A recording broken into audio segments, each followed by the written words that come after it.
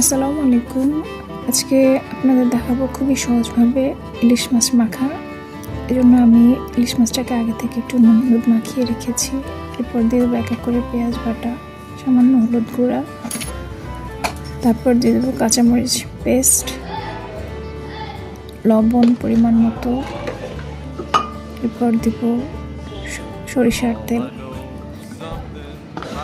এরপর দেবো সামান্য রসুন বাটা।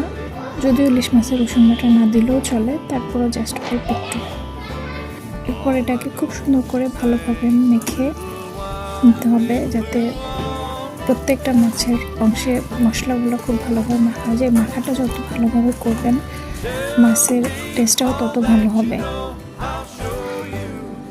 এরপর দিয়ে দিতে হবে পর্যাপ্ত পানি, যেহেতু আমরা এটা পুরো পানিতে একটু ঝোলঝোল করব। মাছটা ডুবিয়ে সুন্দর করে পানি দিয়ে দিতে হবে।